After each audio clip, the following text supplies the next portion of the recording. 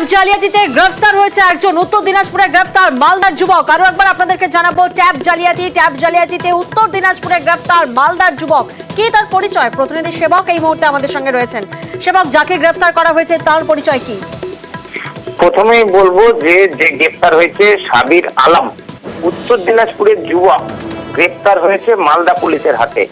গতকাল রাতে মালদা পুলিশের দল অভিযান চালায় উত্তর দিনাজপুরের ইসলামপুরে। এই যুবক ইসলামপুরের বাসিন্দা। তাকে মালদার হবিবপুরের কেন্দ্রপুকুর হাই স্কুলের পড়ুয়ার ট্যাবের টাকা জমা হয়েছিল তার অ্যাকাউন্টে এবং সেই টাকা তুলেও নেওয়া হয়।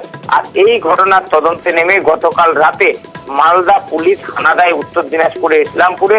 সেখানে ইসলামপুর পুলিশের সহযোগিতায় গ্রেপ্তার করা হয় বছর 35-এর এই সাবির আলমকে। তাকে মালদায় আনা হয়েছে। কিছুক্ষণের মধ্যেই মালদা জেলা আদালতে তোলা হবে তাকে। জানা যাচ্ছে তার অ্যাকাউন্টে টাকা গিয়েছে এবং তাকে জেরা করে আরো অনেক তথ্য পাওয়া যেতে পারে। যদিও ধৃত যুবক সাবির আলম বলছে যে সে অন্য একজনকে তার অ্যাকাউন্ট নাম্বার দিয়েছিল, তার বিনিময়ে কিছু টাকা পেত। অর্থাৎ সেই পুরনো ওই অ্যাকাউন্ট ভাড়া দেওয়ার কথা উঠে আসছে সাবির আলমের বক্তব্যে। কিন্তু তার বক্তব্য কতটা সঠিক এটা নিশ্চিত হতে তাকে জেরা করতে চায় পুলিশ। আর এই কারণেই তাকে আজকে মালদা আদালতে তুলে জিজ্ঞাসাবাদের জন্য হেফাজতে নেওয়ার আবেদন জানানো হবে। বেশ।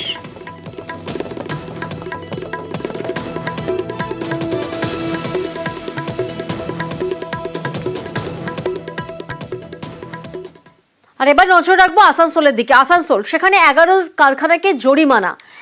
কারখানাকে জরিমানা, কারণ সরকারি জমিতে বেসরকারি কারখানা হয়। আসানসোলের ছবি আপনাদেরকে দেখাচ্ছি, যেখানে সরকারি জমিতে 11টি বেসরকারি কারখানা। আর এবার 500 কোটি জরিমানা আসানসোল পুর নিগমের। প্রতিনিধি দীপক এই মুহূর্তে আমাদের সঙ্গে রয়েছেন। দীপক, প্রথমেই যে প্রশ্নটা আসছে যে কিভাবে সরকারি জমিতে এভাবে বেসরকারি কারখানা একটি দুটি নয় 11টি নির্মিত হলো?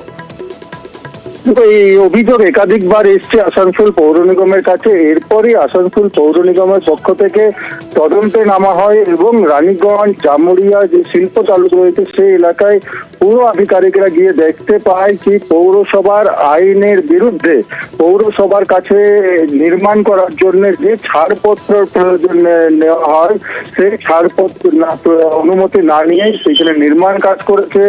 একাধিক কারখানার বিরুদ্ধে অভিযোগ উঠেছে সরকারি জমি দখল করে কারখানার ভেতরে নিয়ে নিয়েছে এবং সেইখানে পৌরসভার অনুমতি ছাড়াই নির্মাণ কাজ করেছে, কারখানা তৈরির কাজ করেছে। এই অভিযোগ পাওয়ার পরে কারখানাগুলিকে নির্দেশ দেওয়া হয় আসানসোল পৌর নিগমের পক্ষ থেকে যে সরকারি নিয়ম যেভাবে তক্তা করে করে বেনিয়ম ভাবে কাজ করেছে তার বিরুদ্ধে আইনি ব্যবস্থা নিতে চলেছে। তারা সমস্ত নথিপত্র নিয়ে পৌরসভার আধিকারিকদের কাছে নিয়ে আসে যেন সেই মতো কারখানা মালিক পক্ষরা পৌরসভার কাছে যে নথিপত্র জমা দিয়েছে তাতে একাধিক ত্রুটি, একাধিক বেনিয়মের কথা জানতে পেরেছে পৌরসভা। এরপরই 11টি কারখানাকে প্রায় 500 কোটি টাকা জরিমানা করেছে। 15 দিনের সময়সীমা বেঁধে দেওয়া হয়েছে পৌর নিগমের পক্ষ থেকে। যদি এই জরিমানার অঙ্ক জমা না দেয় তাহলে আইনি পথে হাঁটতে চলেছে আসানসোল পৌর নিগম এই 11টি কারখানার বিরুদ্ধে। জামুরিয়া শিল্পাঞ্চলে যতগুলো ফ্যাক্টরি আছে সব অধিকাংশ ফ্যাক্টরির অবৈধ নির্মাণ, ইনলিগ্যাল কনস্ট্রাকশন, কোনো পারমিশন নেই। বিনা পারমিশন তারা জমি দখল করে বেআইনি নির্মাণ করেছে। আমরা প্রথম থেকে প্রতিবাদ করে এসেছি এই সমস্ত বেআইনি নির্মাণগুলোকে ভাঙতে হবে। এবং এছাড়াও আপনারা দেখেছেন একটা এডিটিংয়ের জায়গা, সে রাস্তা পর্যন্ত ফ্যাক্টরি দখল করে দিয়েছে। মানুষের ফ্যাক্টরি জায়গা দখল করেছে, জমি দখল করেছে, রাস্তা দখল করেছে এবং সঙ্গে আমাদের সিঙ্গার নদী সেটা দখল করে নিয়েছে। এদের 500 কোটি টাকা জরিমানাটা যেটা 1000 কোটি টাকা করা হয়, আমি বিধান উপাধ্যায়কে সে অনুরোধ করব। 11-12 খানার মতো ইন্ডাস্ট্রি হবে যারা সরকারি জমি নয়, তারা হচ্ছে ইললিগেল ভাবে কোনো প্ল্যান নেই, কিচ্ছু নেই, তারা বানিয়ে নিয়েছে। যেটাতে আমরা গত 6 মাস কি 8 মাস আগে হবে আমরা ভিজিটে গেছিলাম, আমাদের টিম ভিজিটে গেছিল। তারপর ভিজিটে যাওয়ার পর একটা মানে ইললিগেল যেগুলো আছে ভাঙার জন্য বলা হয়েছিল, একটা ব্যবস্থা করা হয়েছিল। তারপর তাদের সাথে তারা লাস্ট কয়েকদিন আগে এসেছিল আমাদের কাছে, 15 দিন টাইম চেয়েছে। 15 দিনের মধ্যে বললো যেটা আপনাদের মানে যেটা ফাইন রয়েছে বা যা রয়েছে যেটা করলে আইনত সুযোগ পাওয়া যাবে সেটা করার ব্যবস্থা আমরা করছেন। আমরা দেখলাম একদিকে আসানসোল, সেখানে 11টি কারখানা সরকারি জমিতে বেআইনি নির্মাণ, অন্যদিকে মন্দারমণির দিকেও নজর রাখবো। মন্দারমণি, সেখানে বেআইনি নির্মাণ ভাঙার নির্দেশ। মন্দারমণিতে 140টি হোটেল ভাঙার নির্দেশ। হোটেল ভাঙার নির্দেশ জাতীয় পরিবেশ আদালতে। পঙ্কজ প্রতিনিধি এই মুহূর্তে আমাদের সঙ্গে রয়েছেন। পঙ্কজ, এখানেই তো প্রশ্ন যে 140টি হোটেল কিভাবে নির্দেশ বহির্ভূতভাবে তৈরি হলো? জাতীয় পরিবেশ আদালতের তরফ থেকে এই যে নির্দেশ এলো এবার হোটেল ভাঙার জন্য।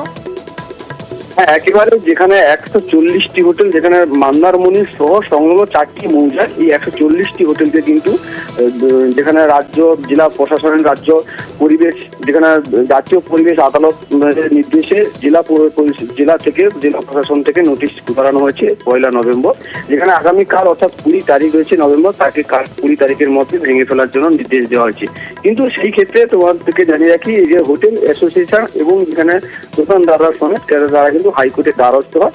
সেই দ্বারস্থর কিন্তু কালকেও তাদের হাইকোর্টে শুনানি রয়েছে। সেই ক্ষেত্রে কিন্তু যেখানে স্থানীয় বিধায়ক তারাও যেখানে এই নির্দেশিকা, যেখানে কোর্টের নির্দেশিকা যা দেবে তা নিয়ে কিন্তু তারা এখন প্রশ্ন, যেখানে যে কবে এটা কি হবে না হবে সেটা কিন্তু নির্দেশিকার উপর নির্ভর করছে আইনের ব্যাপারে। সেক্ষেত্রে তোমাকে জানিয়ে রাখি, যেখানে এই হোটেলগুলো দীর্ঘদিন ধরে কিন্তু, যেখানে তুমি জানো পর্যটন কেন্দ্র, যেখানে দীঘার কাছাকাছি মন্দারমণিও যথেষ্ট কিন্তু পর্যটন কেন্দ্র, যেখানে সেই পর্যটন কেন্দ্র ধীরে ধীরে কিন্তু অতি হোটেল বেআইনি ভাবে নির্মাণ হচ্ছে, এমনটাই কিন্তু পরিবেশ আইন, যেখানে জাতীয় পরিবেশ আদালত জানিয়েছেন। সেখানে আদালতে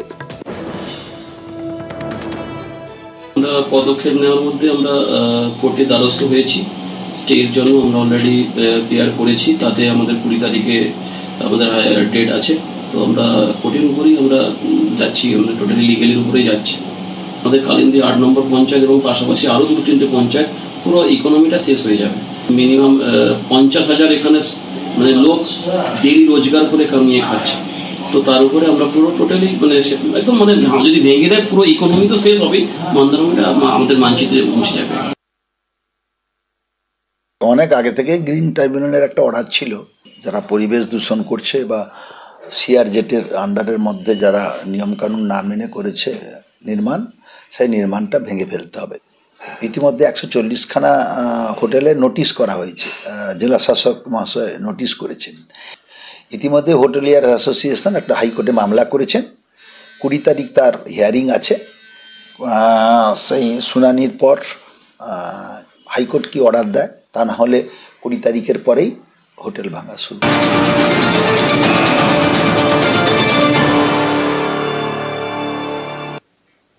এসএসকেএমে রেফার করা হয়েছে, কিন্তু তারপরেও মিলছে না চিকিৎসা। 5 দিন কেটে গেলেও ভর্তি করানো যায়নি দক্ষিণ দিনাজপুরের হরিরামপুরের বাসিন্দাকে। ডাক্তার দেখানোর পর ধরা পড়ে হরিরামপুরের বাসিন্দার ব্রেন টিউমার হয়েছে। রেফার করা হয় এসএসকেএমে, কিন্তু তারপরেও কেন চিকিৎসা পাওয়া যাচ্ছে না? প্রতিনিধি রৌনক এই মুহূর্তে আমাদের সঙ্গে রয়েছেন। রৌনক, জটিলতা সৃষ্টি কোথায় হলো, কেন চিকিৎসা পাচ্ছেন না?